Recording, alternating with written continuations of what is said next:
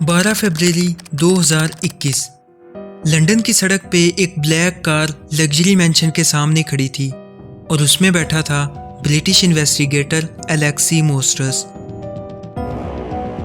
जो 2 महीनों की कॉन्टिन्यूस रिसर्च करने के बाद आज फाइनली उस इंसान को सामने लाने वाला था जो दुनिया की सबसे कंट्रोवर्शियल और इविल इंडस्ट्री अडल्ट इंडस्ट्री का मालिक था। एक ऐसी इंडस्ट्री जो हर महीने उसे लगभग $3 बिलियन का रेवेन्यू जनरेट करके देती है। ये फिगर इतना बड़ा है कि इसे फुलफिल करने के लिए 3 करोड़ आम लोगों की सैलरीज को इकट्ठा करना पड़ेगा। लेकिन अगर तुम इस इंसान का नाम गूगल करोगे तो तुम्हें भी इसके बारे में कुछ खास डाटा नहीं मिलेगा। आखिर क्यों इतने बड़े एम्पायर को कंट्रोल करने वाला इंसान ना तुमने कभी किसी इंटरव्यू में देखा और ना ही किसी बिजनेस इवेंट में? क्यों ये अपनी आइडेंटिटी को दुनिया के सामने लाने से डरता है और एट द एंड कैसे इसे पब्लिकली रिवील किया गया? ये सब जानेंगे आज की इस एपिसोड में।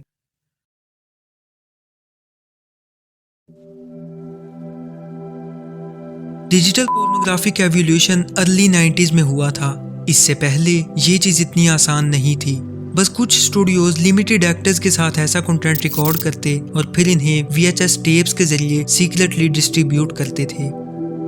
इन स्टूडियोज के कुछ पर्टिकुलर रूल्स होते थे, जैसे मॉडल की सिर्फ वही फोटो सेल की जाएंगी जो स्टूडियो की टीम सिलेक्ट करेगी और फिर इन फोटो से जो रेवेन्यू आएगा उसका भी एक बड़ा हिस्सा स्टूडियो अपने पास रखेगा। और इन्हीं में से एक स्टूडियो में अमेरिकन मॉडल डैनी ऐश काम करती थी, जो इन लिमिटेशंस को ख़त्म करना चाहती थी। वो चाहती थी कि वो अपनी फ़ोटोज़ को डायरेक्टली अपने फैंस तक पहुंचाए बिना किसी मिडल मैन के, और इसके लिए उसने एक बड़ा कदम उठाया। 1995 में जब इंटरनेट के अर्ली डेज चल रहे थे तब डैनी ऐश ने अपनी खुद की वेबसाइट बनाई और इस पे अपनी न्यूड फोटोज और वीडियोज सेल करने लगी। इसके कुछ दिनों बाद ही उसकी वेबसाइट पे इतना ट्रैफिक आया कि सर्वर्स क्रैश करने लगे और सिर्फ चंद महीनों के अंदर ही वो पहली इंटरनेट पोर्न स्टार बनने के साथ साथ self made adult content millionaire भी बन गई। डैनी की सक्सेस को देखकर 1995 से लेकर 2004 तक एक एक करके नए प्लेटफॉर्म सामने आने लगे। लेकिन फिर 2005 में एक और डिजिटल एवोल्यूशन हुआ और वो था YouTube का लॉन्च होना। ये पहली बार था कि जब वीडियो शेयरिंग को एक ओपन स्टेज मिल गया जहां लोग फ्री में वीडियोस अपलोड कर सकते थे। और इसके सिर्फ 1 साल बाद अडल्ट इंडस्ट्री ने भी इसी मॉडल को कॉपी किया और 2006 में रेड ट्यूब के नाम से एक वेबसाइट सामने आई जिसपे पहली बार फ्री में अडल्ट वीडियोस की शेयरिंग की जाने लगी। लेकिन स्टार्टिंग में इस पे लिमिटेड कंटेंट था और कुछ इश्यूज भी थे, जिन्हें फिक्स करके अगले साल एक और ब्रांड न्यू प्लेटफॉर्म लॉन्च कर दिया गया जिसका नाम था पोर्नहब। एक ऐसा प्लेटफॉर्म जिसने इस पूरी इंडस्ट्री को अपने कंट्रोल में लेना शुरू कर दिया। लॉन्च होने के बाद पीहब हर न्यू बनने वाली वेबसाइट को बाय करती जा रही थी और इसके मंथली विजिटर्स भी मिलियंस में हो चुके थे। लेकिन वीडियो में आगे बढ़ने से पहले एक छोटा सा क्विक स्पॉन्सर।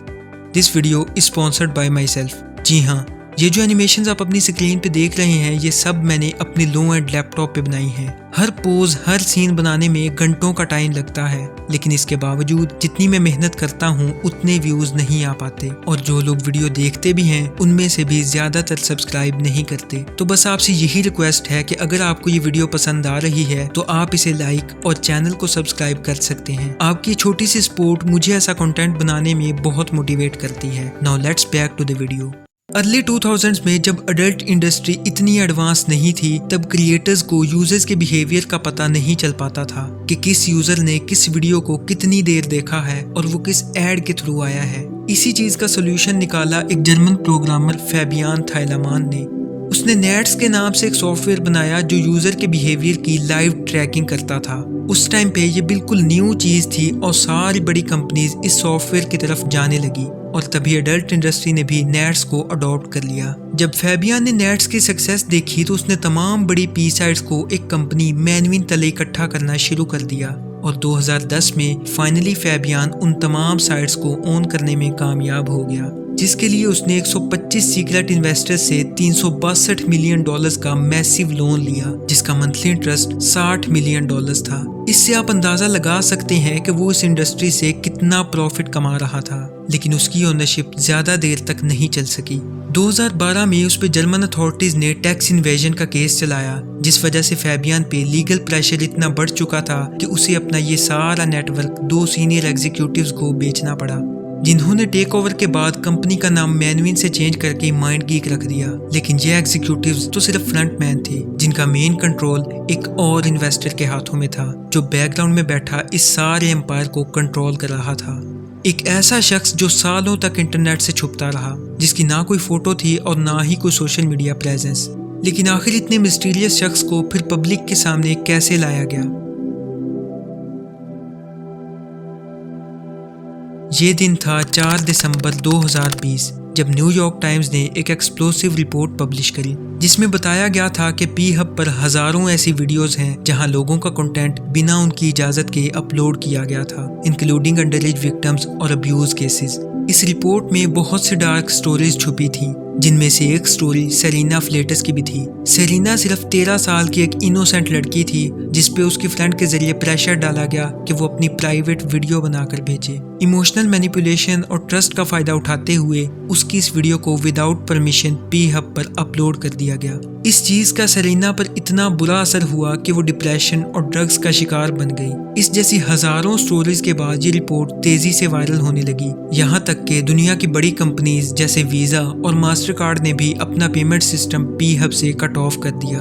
तब लोगों ने पूछना शुरू किया कि आखिर इस इंडस्ट्री का रियल ओनर कौन है। तो जर्नलिस्ट ने मल्टीपल शेल कंपनीज और हिडन ओनरशिप के थ्रू इसका नाम फाइंड कर लिया, जो था बर्नार्ड बर्गमेयर।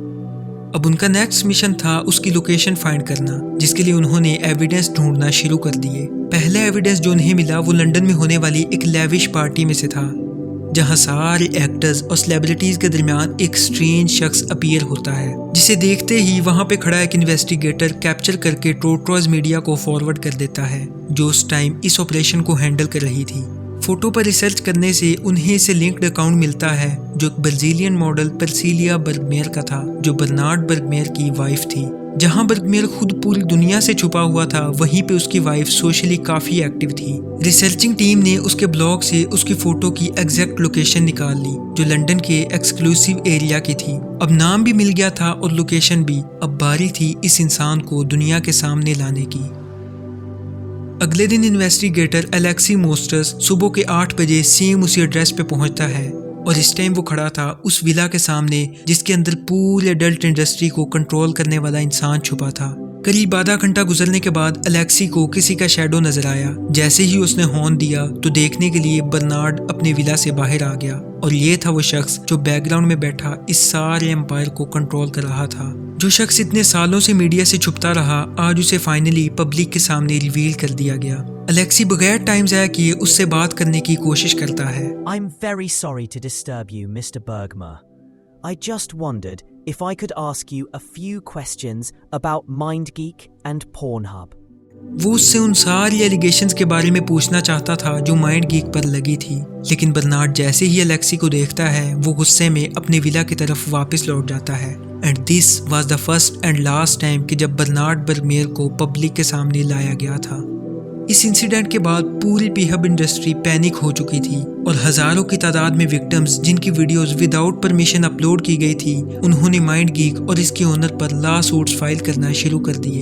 इन्वेस्टिगेशन ने रिवील किया कि कंपनी नोइंगली ऐसी वीडियोस अलाउ करती थी जहां अंडर एज कंटेंट, अब्यूज और नॉन कंसेंसुअल फुटेजेस होती थी।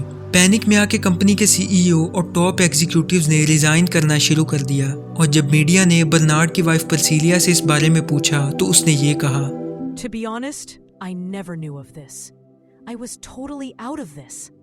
The only thing he told me is that he wishes he was not in this, and I think he will not be very soon. None of us want that. We all want things to be right. यानी कि उसकी wife को भी इसके business के बारे में नहीं पता था। अगर पता भी था तो शायद वो अपनी सोशल इमेज को बचाने की वजह से खामोश थी।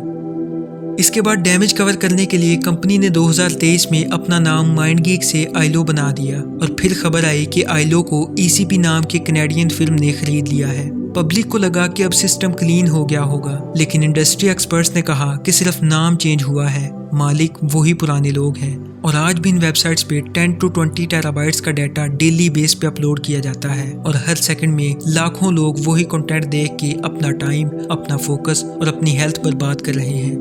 पीग्राफी सिर्फ एक हार्मलेस एस्केप नहीं है, बल्कि ये एक स्लो पॉइजन है जो आपके ब्रेन को रिवायर करता है। इसके साथ साथ ये आपकी मेंटल हेल्थ और रिलेशनशिप्स को भी डीपली डैमेज करता है।